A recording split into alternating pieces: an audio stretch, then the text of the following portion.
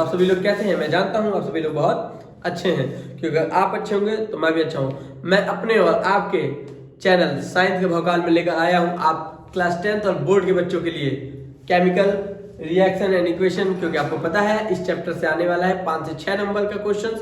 और आपको तो पता ही है बच्चों कि आ चुकी है आपकी डेट शीट, और जिस डेट शीट के आने से आप सभी हो गए हैं परेशान, और आपकी परेशानी का हमारे पास है समाधान।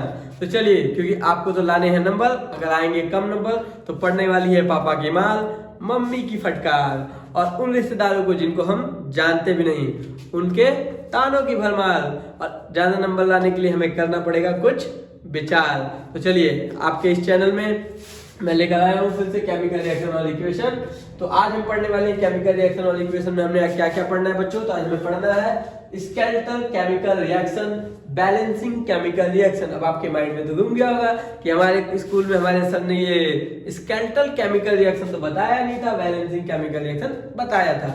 लेकिन आपको तो पता है हमारे चैनल में और आपके इस चैनल में हमेशा कुछ नया और कुछ अनोखा मिलता रहता है, क्योंकि हमें बनाना है अपना बेस। क्योंकि आप जानते हैं बच्चों, base is a very important part of knowledge, without base no means your knowledge. तो बिना मेरी वीडियो को स्किप किए हुए पूरा देखेंगे तो आपको बहुत सारी चीजें मिलने वाली हैं। और सबसे इंपॉर्टेंट चीजें जो मिलने वाली है वो है, आपको मैं 6 से 7 क्वेश्चन इस वीडियो में गेस करने वाला हूं, जो कि आपके बोर्ड में डिफरेंटली 90 to 95% आने के चांसेस रहते हैं।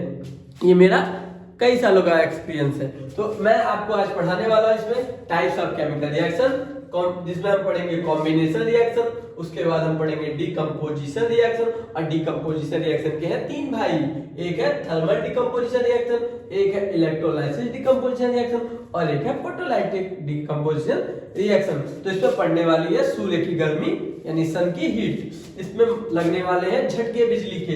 और यहाँ बेटा गर्म हो, क्योंकि अभी तो है विंटर सीजन और इसमें हमें चाहिए गर्मी, तो वो हमको मिलेगी थर्मल डिकम्पोजिशन रिएक्शन से। उसके नीचे हम पढ़ेंगे डिस्प्लेसमेंट रिएक्शन, जिसका हमने आपको दूसरा नाम अपने थंबनेल में दिखाया है बेवफा इक्वेशन।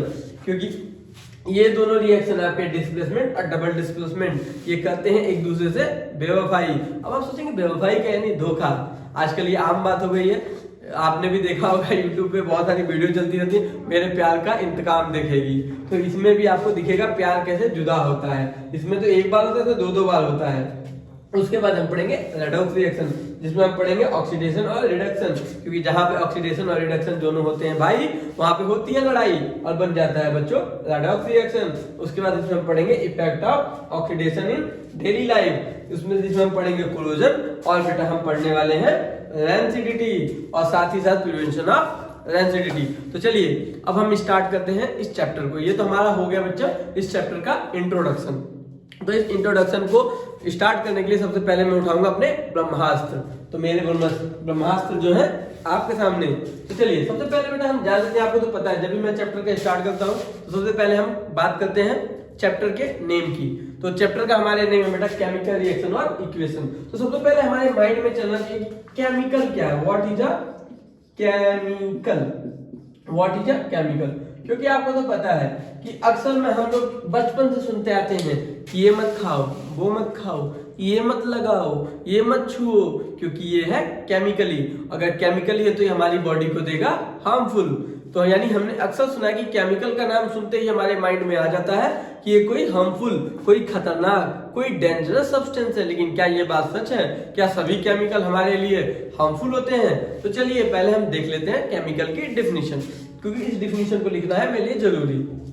तो देखिए हम सभी जानते हैं, तो मैं आपको केमिकल की डेफिनेशन पहले बोलता हूं कि एनीथिंग्स हैव अ, ध्यान देना बच्चों, एनीथिंग्स यानी एनीथिंग्स या any substance have an ability react to another substance and change original properties and make a new property is called a chemical. This process is called a chemical reaction. When we are represented by word and formula is called a chemical equation. तो चलिए मैं आपको दिखाता हूं। चलिए तो हम जानेंगे पहले कि केमिकल क्या होता है। तो केमिकल क्या होता है बच्चों, मैं दिखा रहा हूं आपको। anything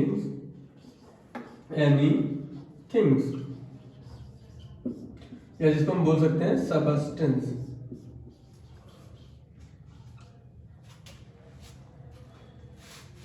anything substance have a ability react to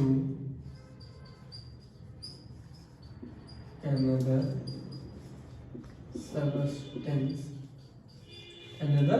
substance change original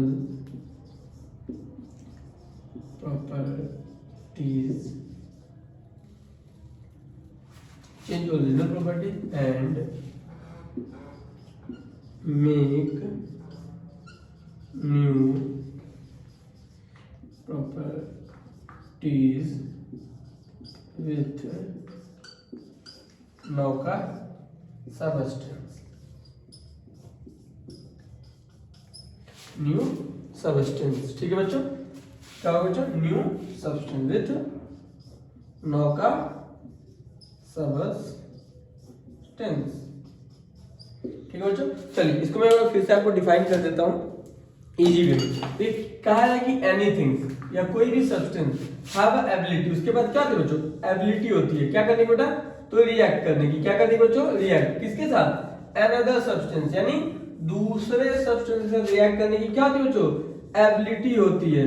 और जिससे क्या होता है? उस सब्सटेंस की जो प्रॉपर्टी होती है, ओरिजिनल प्रॉपर्टी, वो क्या हो जाती है बच्चों? चेंज हो जाती है। क्या हो जाती है बच्चों? चेंज हो जाती है। ठीक है, और चेंज होने में बनता क्या? Make a new property with a new substance, यानी नई प्रॉपर्टी के साथ नया सब्सटेंस बनता है। जैसे अब इसको हम प्रैक्टिकली देखेंगे कि कैसे ऐसे बनता है। तो चलिए मैं आपको दिखाऊंगा बीकर। मेरे पास है 2 बीकर, आपको तो दिखाई दे रहे होंगे। ये 2 बीकर है जो है खाली, और इसमें मैं दिखाने वाला हूं आपको मैजिक। चलिए, तो इसमें से मैं निकालूंगा कबूतर। तो रेडी?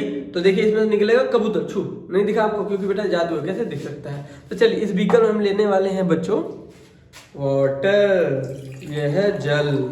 क्या बच्चों? जल। जल ही जीवन है। तो हमारे पास वाटर है जो कि कलरलेस है। तो कह सकते हैं कि ये भी एक सब्सटेंस है कि नहीं? ये एक सब्सटेंस है। अब इस सब्सटेंस में हम मिलाने वाले हैं, थोड़ा सा आपके सामने मैं मिलाऊंगा। देखिए ये है NaCl, आपको पता होगा सोडियम क्लोराइड, यानी जिसको कॉमन सॉल्ट कहते हैं या कहते हैं नमक, जो आपके घर में होता है यूज। इसमें मैंने डाल दिया नमक, क्योंकि आपको तो पता ही होता है कि जो वाटर होता है ये कलरलेस होता है, स्मेललेस होता है, साथ ही साथ टेस्टलेस होता है, लेकिन इसकी हमें नीड बहुत ज़्यादा है। अब इसको हम करेंगे डिजोल्व। तो डिजोल्व करने के लिए हम चाहते तो स्टेरल रॉड का यूज करते हैं, पर हम स्टेरल रॉड का यूज करेंगे। तो देखिए इसको हमने डिजोल्व करना स्टार्ट कर दिया है। देखिए डिजोल्व है। अब क्या होगा? अब इसका जो प्रॉपर्टी बेटा चेंज हो गई कि नहीं हो गई? तो यहाँ पे NaCl भी है जो केमिकल काम कर रहा है कि नहीं कर रहा है? क्योंकि इसने भी तो एक सब्सटेंस की, कैसे देख सकते हैं? यहाँ पे दिखाता हूँ मैं आपको। देखिए यहाँ पे क्या था? Anything have a ability. तो इसके पास जो एनीथिंग में क्या था? जो सॉल्ट बेटा, क्या है? सॉल्ट। मैं ले लेता हूँ थोड़ा सॉल्ट। जैसे ये सॉल्ट है, तो anything have a ability react to another substance, react to another substance and change the original property and make a new property with a new substance is called beta chemical, or this process is called beta chemical reaction. When we are represented by word or formula is called a chemical equation. देखिए आपने देखा यहाँ पे इसका जो test होगा वो change हो चुका होता। अब इसमें हम क्या डालते हैं बेटा? चलिए इसमें हम थोड़ा सा, आपको तो पता है मेरा सबसे फेवरेट चीज़ जो कि हम घर पे अपने यूज़ करते हैं, हल्दी। हल्दी जब इसमें हम डालते हैं तो इसकी हल्दी डालने की वजह से बेटा इसका जो कलर होता है वो भी चेंज हो गया। तो यहाँ भी क्या हो रहा है? अब इनकी प्रॉपर्टी फिर से चेंज हो गई। चेंज हो गई कि नहीं बच्चों? गई। देखिए इनकी प्रॉपर्टी फिर से चेंज हो गई। पहले कलरलेस थे और स्मेललेस थे, लेकिन अब इसमें कलर भी आ गया, स्मेल भी आ गई बेटा। क्या हो गया बेटा? तो हमने क्या देखा? जो पहले वाटर, जो हमारा पहले वाटर था वो क्या था बेटा? स्मेललेस था, टेस्टलेस था और बेटा कलरलेस था, जो कि आप देख सकते हैं। पहले हमारा वाटर ऐसा था, कलरलेस, स्मेललेस और टेस्टलेस। लेकिन जब इसमें हमने सॉल्ट डाला तो इसका टेस्ट चेंज हो गया बेटा। जब इसमें हमने टर्मरिक डाला तो इसका बेटा कलर भी चेंज हो गया, इसकी स्मेल भी चेंज हो गई, क्योंकि इसकी स्मेल टर्मरिक जैसी आ रही है। तो बेटा ये भी तो केमिकल रिएक्शन हुआ। आप सोचेंगे सर आप हमेशा हल्दी क्यों यूज करते हैं? क्योंकि बेटा ये आसानी से हमारे घर में मिल जाती है। क्योंकि आपको तो पता है, आपने बहुत सारे वीडियोज और चैनल में देखा होगा कि ये एक्टिविटी घर पे ना करें, इस करने में बहुत खतरा है। लेकिन बेटा हमारी एक्टिविटी करने में खतरा नहीं है। आसानी से इस एक्टिविटी को करके आप अपने घर पे भी समझ सकते हैं, अपने छोटे भाई बहनों को भी समझा सकते हैं। क्योंकि हमारे चारों तरफ साइंस घूमता है और चारों तरफ बेटा हमारे तरफ केमिस्ट्री भी और केमिकल्स भी हैं। तो चलिए आपने समझ लिया होगा। अब तो आपने ये समझ लिया कि anything have ability react to another substance and change original properties and make a new properties with a new substance is called beta chemical. और जब उस प्रोसेस को, जिस प्रोसेस को सब हुआ, उस प्रोसेस को बेटा हम कहते हैं केमिकल रिएक्शन। और जब उस प्रोसेस को जो हुआ है उसको जब हम बाय वर्ड राइट करते हैं बेटा, या तो बाय वर्ड राइट करेंगे या तो बाय वर्ड इक्वेशन राइट करेंगे या फॉर्मूला राइट करेंगे, तो बेटा उसको हम कहते हैं केमिकल इक्वेशन। चलिए ये तो एक इंपॉर्टेंट चीज होगी जिससे हमें पता चलिए कि केमिकल क्या होता है। क्योंकि होता क्या है ना, स्कूल में टीचर आते ही सीधे केमिकल रिएक्शन पढ़ाते हैं, पर आज तक किसी ने बताया ही नहीं था कि केमिकल क्या है। तो आज हमें पता चल गया ना केमिकल क्या होता है, कि किसी भी चीज के साथ, किसी भी सब्सटेंस के साथ अगर ये एबिलिटी है, क्या एबिलिटी बेटो, रिएक्ट करने की दूसरे सब्सटेंस के साथ, और नया सब्सटेंस बनाने के साथ साथ उसकी प्रॉपर्टी को भी चेंज कर देता है। लेकिन इसमें कुछ चीजें इन्वॉल्व होती हैं, तो वो हम जान लेते हैं। वो कौन सी चीजें होती हैं जो इसमें इन्वॉल्व होती है। जैसे सपोज करें कि ए और आपका बी है और जो बनता है ए बी।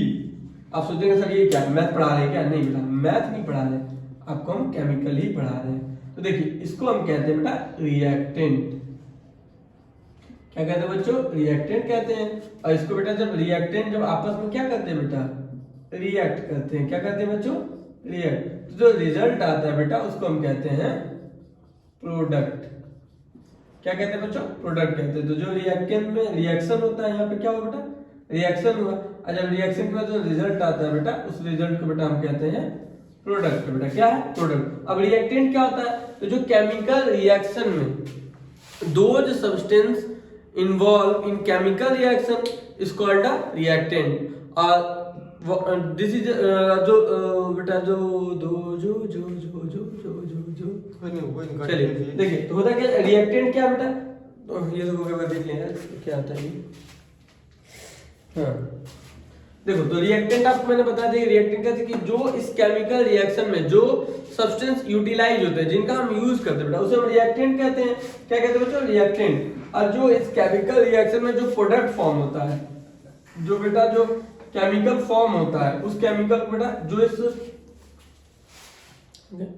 देखो रिएक्शन कैसे बताते हैं, वो तो कट ही जाएगा। तो देखो जो यहाँ पे ये जो बेटा ए बी है, ये क्या बेटा? ये रिएक्टेंट है। क्या है? रिएक्टेंट। यानी जो केमिकल रिएक्शन में यूज होता है सब्सटेंस, उसको बेटा हम रिएक्टेंट करते हैं। जो इन्वॉल्व है उसको रिएक्टेंट कहते हैं। और जो रिएक्टेंट का जो उसमें प्रोडक्ट आता है, जो उसमें रिजल्ट आता है बेटा, उसको हम प्रोडक्ट कहते हैं। क्या कहते हैं बेटा? तो जो केमिकल रिएक्शन के बाद जो चीज फॉर्म होती है, जो फॉर्म्ड होता है बेटा, उस फॉर्मेशन को, जो फॉर्म हुई चीज होती है, उसको बेटा हम प्रोडक्ट कहते हैं। क्या कहते हैं बच्चों? प्रोडक्ट कहते हैं। That's clear. चलिए अब इसमें क्या इन्वॉल्व क्या होता है? देखो चेंज इसमें, सॉरी ठीक है। अब देखिए केमिकल रिएक्शन में जो इन्वॉल्व होता है, जैसे कि आपको मैंने भी बताया, अभी आपने देखा ही था, चेंज। क्या चेंज हुआ बेटा? तो हमारा स्मेल चेंज हो गया था बच्चों। क्या हो गया था? स्मेल चेंज हुई थी। और क्या चेंज हो रहा था? कलर चेंज हो गया था बेटा। कलर के साथ स्टेट भी चेंज होता है। क्या होता है बेटा? State plus O2। चलिए तो ये दोनों क्या है बेटा? ये दोनों ही गैसेस। क्या है? गैस है। जब ये आपस में झगड़ा तगड़ा करती हैं, ठीक है, तो जब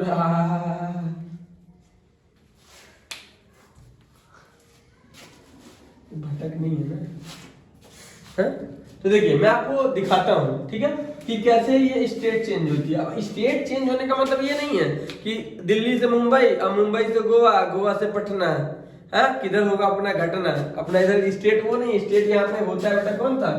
सॉलिड। बोलो तो सॉलिड।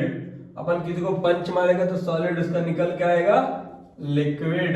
क्या निकलेगा? लिक्विड। डांटेंगे तो छोड़ देगा गैस। और आप सभी लोग भी छोड़ते होंगे गैस। तो बेटा यहाँ पे कौन सी गैस छोड़ते हैं मुझे पता है, तुम्हारे माइंड में कुछ चल रहा है, लेकिन नहीं, हम उस गैस की बात नहीं कर रहे हैं। आपको तो पता है कि ऑक्सीजन हम लेते हैं और बाई नोज कार्बन डाइऑक्साइड छोड़ते हैं। हम उस गैस की बात करते हैं। तुम बहुत गंदे हो, तुम लोग बहुत गलत सोचते हो।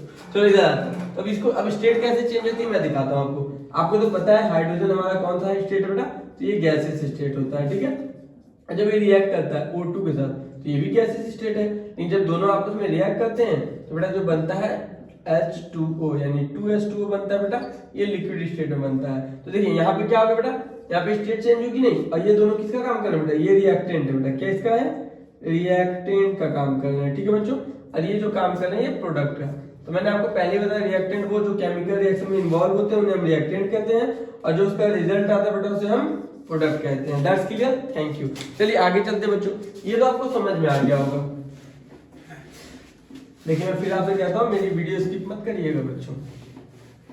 चलिए अब हम पढ़ेंगे बेटा क्या, अब हम पढ़ेंगे जो सबसे इंपॉर्टेंट है, क्योंकि ये अगर हमने नहीं जाना तो हम, आपने गाना सुना ना कि ना जाना, तो मुझे याद नहीं है गाने, देखिए मुझे गाने याद नहीं रहते हैं। फिलहाल आपने जाना ना जाना तूने ना जाना दर्द मेरा वो जाना, ऐसा कुछ गाना था।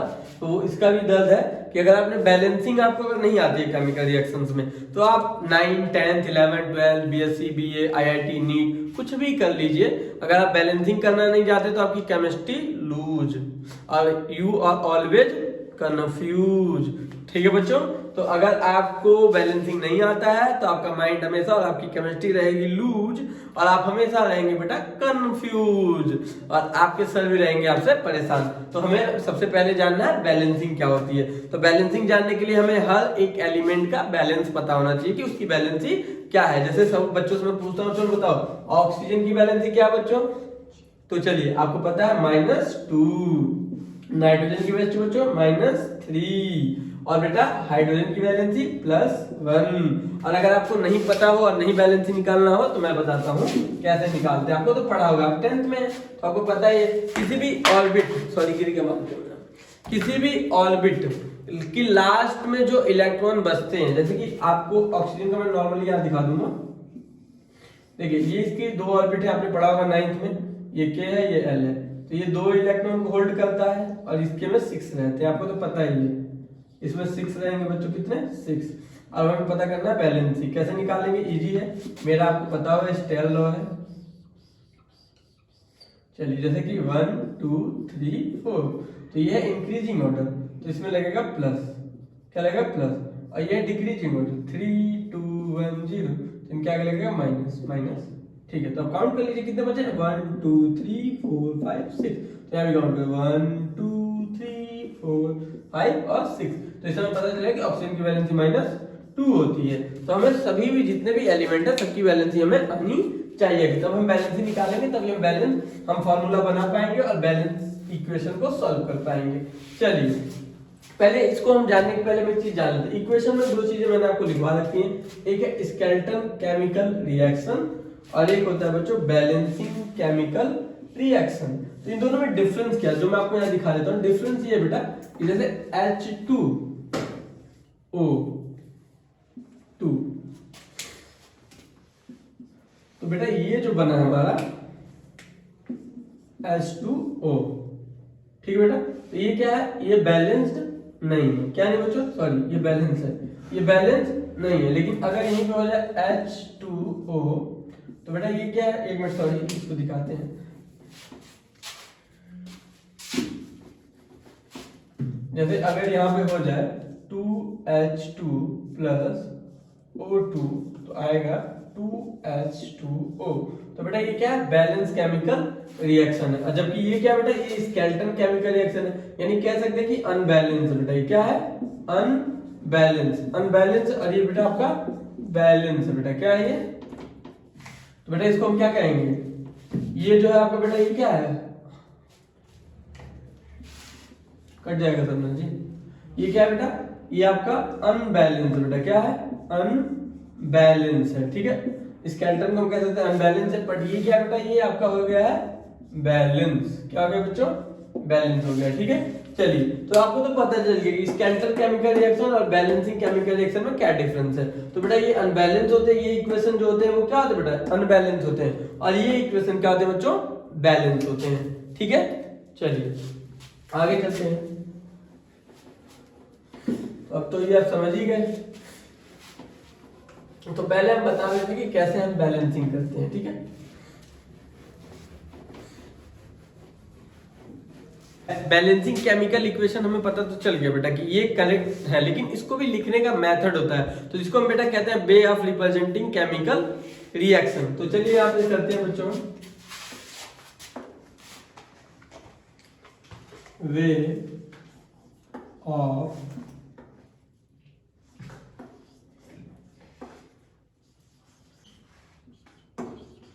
representing chemical reaction। देखिए अब इसका क्या है, way of representing chemical reaction. अब कैसे हम केमिकल रिएक्शन को रिप्रेजेंट करते हैं, दो आपके यहाँ पे वे होंगे, तो आपको हम दिखाते हैं कौन से दो होंगे वे होंगे बेटा। तो चलिए, तो पहला आपका वे होगा, एक आपके घर का, एक स्कूल का, नहीं बेटा, तो एक आपका होगा यहाँ पे वर्ल्ड, क्या होगा बच्चों, वर्ल्ड इक्वेशन, क्या होगा बच्चों, वर्ल्ड इक्वेशन होगा। और जो आपका दूसरा होगा बेटा वो होगा केमिकल इक्वेशन, क्या होगा बच्चों, केमिकल इक्वेशन, केमिकल इक्वेशन। आप समझे सर कि केमिकल इक्वेशन क्या, तो मैं आपको बता देता हूँ कि जो केमिकल रिएक्शन होता है बेटा, क्या होता है, केमिकल रिएक्शन होता है, उसको जब हम बाई उसके जब एलिमेंट्स को बेटा हम सिंबल के थ्रू या वर्ड के थ्रू रिप्रेजेंट करते बेटा, उसी को हम कहते हैं केमिकल इक्वेशन। तो केमिकल इक्वेशन क्या बेटा, जब केमिकल इक्वेशन वो होता है जब हम किसी केमिकल रिएक्शन को रिप्रेजेंट करते हैं, तो किसके थ्रू रिप्रेजेंट करते हैं, केमिकल रिएक्शन को रिप्रेजेंट करने का, जो केमिकल रिएक्शन हमारा है इसको रिप्रेजेंट करने का दो तरीका होता है, एक होता है वर्ड इक्वेशन और एक होता है बच्चों केमिकल इक्वेशन। तो केमिकल इक्वेशन में हम रिप्रेजेंट, केमिकल इक्वेशन बेटा हम सिंबल राइट करते हैं, क्या राइट करते हैं, सिंबल्स को राइट करते हैं, किसके, एलिमेंट्स के सिंबल को राइट करते हैं, किसको बेटा, एलिमेंट के सिंबल को। जैसे मैं आपको यहाँ दिखाता हूँ, पहले मैं आपको वर्ड इक्वेशन लिख देता हूँ। जैसे मान लीजिए हमने ले लिया जिंक, क्या ले लिया बच्चों, जिंक ले लिया है, जिंक जो कि एक मेटल होता है, और जिंक का रिएक्ट हम कराएंगे बच्चों सल्फ्यूरिक एसिड से, किससे बच्चों रिएक्ट कराएंगे बच्चों, सल्फ्यूरिक एसिड से जब हम इसका रिएक्ट कराएंगे, देखिए यहाँ पे जो जिंक है इसको हमने वर्ड में लिखा है, तो जिंक का रिएक्शन हम करा रहे हैं सल्फ्यूरिक एसिड से। चलिए तो देखते हैं क्या होता है। तो ये हो जाएगा बेटा, ये आपका हो जाएगा zinc sulphate, zinc sulphate plus hydrogen gas हो जाएगा, ठीक है बेटा। अब ये तो हमने वर्ड इक्वेशन में लिख दिया। अब देखो वर्ड इक्वेशन लिखना जो था बेटा वो थोड़ा डिफिकल्ट था, क्या था, मतलब टाइम टेकिंग है कि नहीं है, टाइम टेकिंग है। लेकिन अगर हम केमिकल रिएक्शन की बात करें तो केमिकल रिएक्शन कैसे लिखेंगे, सिंबल, जिंक का सिंबल होता है Zn प्लस सल्फ्यूरिक का होता है सल्फ्यूरिक एसिड H2SO4, ठीक है बच्चों। और जब ये आपस में रिएक्ट करेगा तो हो जाएगा ZnSO4 plus H2, gas revolve हो रही है। अब देखिए तो यहाँ पे देखा सकते हैं आप लोग, ये आपका ये क्या था बेटा, ये रिएक्टेंट बेटा, क्या है, रिएक्टेंट है, रिएक्टेंट। और ये जो आपका है बच्चों, ये आपका है zinc sulphate plus hydrogen gas, ये आपका बच्चों प्रोडक्ट है, क्या बच्चों, प्रोडक्ट। तो यहाँ पे आपका हो गया ये right hand side equal to left hand side, और सेम यहाँ पे भी आपका ये जो बेटा ये क्या है, रिएक्टेंट है, रिएक्टेंट है, और ये आपका बेटा प्रोडक्ट है, प्रोडक्ट है, ठीक है। तो ये भी हो गया आपका right hand side equal to left hand side हो गया, ठीक है। तो यानी यहाँ पे ये जो हमने रिप्रेजेंट, ये केमिकल रिएक्शन को रिप्रेजेंट करने का जो तरीका है वर्ड इक्वेशन। तो वर्ड इक्वेशन क्या है बेटा, टाइम टेकिंग है, क्या बच्चों, टाइम टेकिंग है, इसमें ज्यादा टाइम लग रहा है कि नहीं।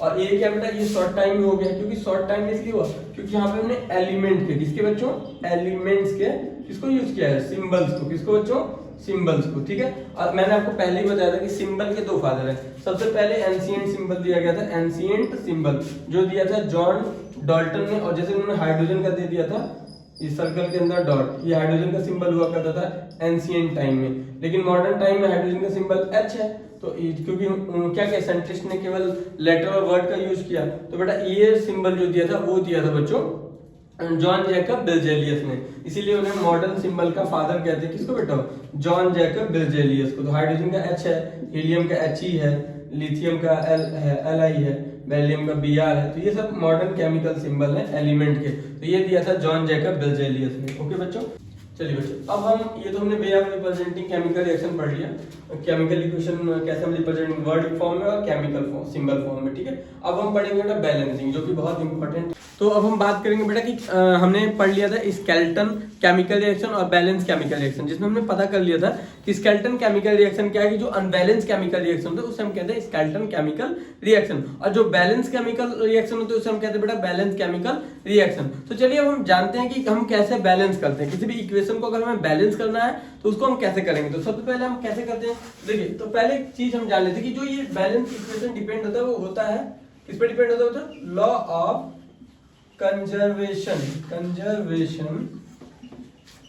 Of mass. इस फॉर्मूले पे ही आपका बैलेंस इक्वेशन डिपेंड होता है, क्योंकि law of conservation of mass की वैल्यू बेटा यहाँ पे कहा गया कि मास नेदर क्रिएटेड, जो मास होता है neither created and nor destroy, ये कभी डिस्ट्रॉय नहीं होते, ना ही ये क्रिएट कर सकते हैं मास को हम, ना ही इसको हम डिस्ट्रॉय कर सकते हैं बच्चों, ठीक है। तो उसी तरह हमारा जो ये इक्वेशन होता है बेटा इक्वेशन, तो जितने आपके रिएक्टेंट में atom of element of atom होंगे उतने ही प्रोडक्ट में भी एलिमेंट ऑफ एटम होंगे या एटम ऑफ एलिमेंट होंगे, दैट्स क्लियर। यानी अगर 10 एटम होंगे रिएक्टेंट में तो 10 ही एटम होंगे प्रोडक्ट में, ना कम होंगे ना ज्यादा, यानी ना ही उसको हम क्रिएट करेंगे ना ही बेटा उसको हम डिस्ट्रॉय करेंगे, दैट्स क्लियर। अब इसको अगर हमें आगे करना है तो बेटा इसके स्टेप्स होते हैं, जैसे हम स्टेप 1 की बात करेंगे।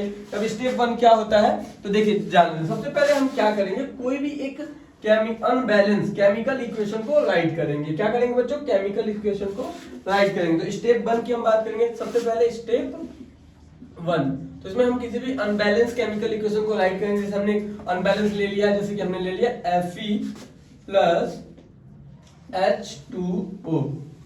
अब ये अनबैलेंस क्या था तो यहां देख लेंगे, तो ये हो जाएगा Fe3O4+4H2, क्या आ जाएगा बच्चों 4H2। तो अब ये क्या है, ये अनबैलेंस है। अब अनबैलेंस क्या थे, तो अनबैलेंस इसको हमने कर दिया, ये आपका हो गया अनबैलेंस। अब इसको, ये तो स्टेप 1 हो गया, हमने राइट कर लिया। अब इसके आगे पीछे हम बॉक्सेस बना लेंगे, क्योंकि हमें इस बॉक्सेस में कोई भी चीज चेंज नहीं करनी है, जो भी चेंज करेंगे हम बॉक्स के बाहर करेंगे, ठीक है। अब स्टेप 2 में क्या करेंगे बच्चों, हम इनको काउंट कर लेंगे, किसको, एलिमेंट्स को। इसको एलिमेंट्स कौन कौन से एलिमेंट यूटिलाइज हुए हैं, जैसे Fe है एलिमेंट यूज हुआ है, आपका हाइड्रोजन यूज हुआ है बेटा और ऑक्सीजन। अब नंबर ऑफ रिएक्टेंट काउंट करेंगे, रिएक्टेंट के नंबर कितने हैं, तो रिएक्टेंट में कितने हैं, तो Fe आपका 1 है बेटा, कितना है 1 Fe है। आपका जो H है ये कितना बेटा 2 है, और आपका ऑक्सीजन जो है वो भी 1 है। अब नंबर ऑफ प्रोडक्ट हम काउंट कर लेंगे, नंबर ऑफ प्रोडक्ट, तो नंबर ऑफ प्रोडक्ट में आपका Fe जो है बेटा वो कितना है 3 हो चुका है, और आपका ये हाइड्रोजन कितना बच्चों, ये 2 है, ठीक है। जो आपका ऑक्सीजन बेटा ये 4 हो चुका है। तो आपने इसको काउंट कर लिया। अब स्टेप नंबर 3 में हम क्या करेंगे, स्टेप नंबर, ये तो हमारा सेकेंड स्टेप हो गया, अभी हमारा थर्ड स्टेप बेटा। तो स्टेप नंबर 3 में हम क्या करेंगे कि सबसे पहले हम इक्वलाइज करेंगे।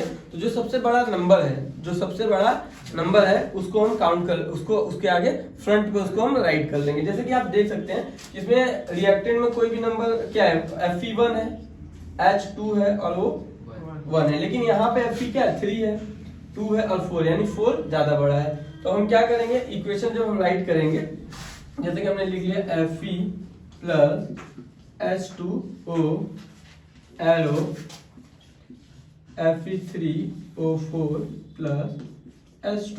तो हम यहाँ पे देखेंगे कि जो हमारा H2 ये कंपाउंड है, इन कंपाउंड को काउंट कर लेंगे, 2 1 3, तो यानी 3 हो रहा है, लेकिन इसको दोनों काउंट करेंगे तो बेटा 6 हो गया। तो ऑलरेडी हमारे पास 2 है, दिखाई दे रहा होगा आपको 2 है, तो अभी इसमें से -2 करेंगे तो आएगा 4। तो इसके आगे हम क्या राइट कर लेंगे बच्चों, 4 राइट कर लेंगे। कितना राइट कर लेंगे, यानी इसके आगे हम क्या कितना राइट कर लेंगे बेटा, इस बैलेंस के आगे, इसके आगे बेटा हम 4 राइट कर लेंगे। जब यहाँ 4 बढ़ेगा तो कॉमन सी बात है यहाँ भी हम 4 राइट कर लेंगे। लेकिन फिर हम देखेंगे अभी भी बैलेंस नहीं है बेटा। क्यों नहीं बैलेंस है, क्योंकि Fe जो है अभी यहाँ पे 3 है बेटा, कितना है 3। तो हम इस बार फिर ट्राई करेंगे, देखेंगे सब बैलेंस हो, बस Fe है तो Fe के इसको 3 को हम यहाँ इसके फ्रंट पे राइट कर लेंगे। अब देखेंगे कि हमारा बैलेंस, ये जो इक्वेशन है ये पूरी तरह से बेटा क्या आ चुका है, बैलेंस हो चुका है। और जब बैलेंस हो गया तो ये तो स्टेप नंबर 3 तक हो गया, ये स्टेप नंबर ये 4 हो गया जो हमने यहाँ पे इसको बैलेंस किया, ये स्टेप नंबर आपके 4 में काउंट हो जाएगा, ठीक है। अब स्टेप नंबर 5 क्या है, अब आपके माइंड में चला गया स्टेप नंबर 5। तो स्टेप नंबर 5 में हम क्या करते हैं कि जो एलिमेंट होते हैं, किसमें बेटा, स्टेप नंबर 5 में हम क्या करेंगे, उसके एलिमेंट की क्या करेंगे बेटा, स्टेट को लिखेंगे। किसको राइट करेंगे बच्चों? स्टेट को। अब स्टेट यहाँ पे बोला जो आपकी स्टेट है, जैसे कि पंजाब स्टेट है, बिहार स्टेट है, इसी में से किसी एक स्टेट को राइट कर लेंगे। नहीं बेटा, ऐसा नहीं, इसमें से इस स्टेट की बात नहीं हो रही, यहाँ स्टेट की बात हो रही है सॉलिड स्टेट की बच्चों, लिक्विड स्टेट की बच्चों, और बेटा हो रही है गैसियस स्टेट की बात। तो हम सबको पता है कि जो हमारा क्या है बेटा, Fe ये मेटल है, तो कॉमन सी बात है कि इसकी जो स्टेट होगी बेटा वो क्या होगी? सॉलिड स्टेट होगी। क्या होगी बच्चों? सॉलिड। H2O है तो हम सबको पता है कि अगर H2O है तो इसकी स्टेट क्या होगी बेटा? लिक्विड स्टेट है।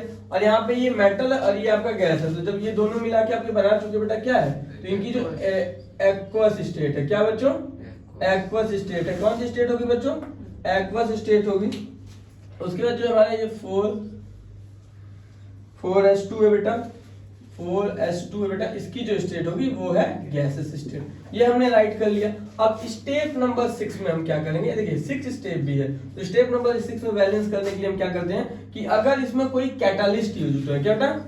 कैटालिस्ट। अब आप सोचेंगे sir what is the catalyst? बेटा कैटालिस्ट का काम होता है ये रेट ऑफ रिएक्शन को, किसको बेटा? रेट ऑफ रिएक्शन को क्या कर देता है बेटा?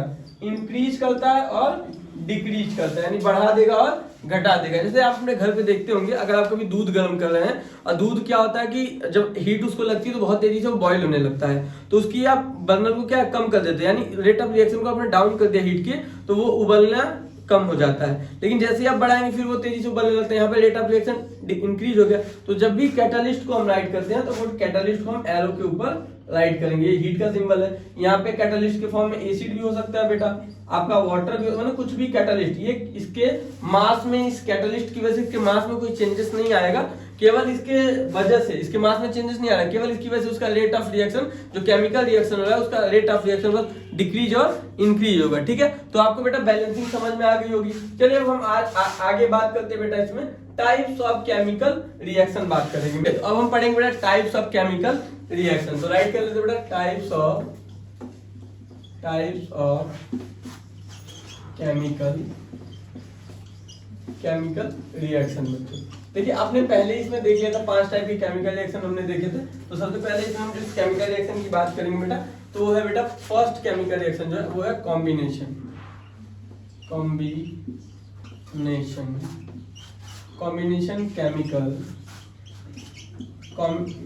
केमिकल रिएक्शन की बात करेंगे। अब आपके माइंड में चलो सर कॉम्बिनेशन केमिकल रिएक्शन क्या होता है? तो बेटा उसमें होता क्या है, जैसे आप देख सकते हैं कि A B, यहाँ पे बन गया आपका AB, यानी ये दो रिएक्टेंट है और ये आपका प्रोडक्ट है। ये क्या बेटा? रिएक्टेंट है, ये आपका प्रोडक्ट है। यानी जिस रिएक्शन में दो या दो से ज्यादा सब्सटेंस जब आपस में रिएक्ट करके एक सिंगल प्रोडक्ट का फॉर्मेशन करते हैं बेटा, तो उसे हम कॉम्बिनेशन रिएक्शन कहते हैं। क्या कहते हैं बच्चों? जब दो या दो से ज्यादा केमिकली सब्सटेंस आपस में रिएक्ट करके बेटा एक सिंगल प्रोडक्ट का फॉर्मेशन करते हैं बेटा, तो उसे हम कहते हैं कॉम्बिनेशन रिएक्शन कहते हैं। क्या कहते हैं बच्चों? Combination reaction. जैसे एग्जांपल में आप देख सकते हैं, जैसे कि 2H2 प्लस O2 तो हो जाएगा बेटा आपका H2O। ये क्या हो जाएगा? 2H2O। ये आप देख सकते हैं 2Mg प्लस O2 तो ये हो जाएगा बेटा 2MgO।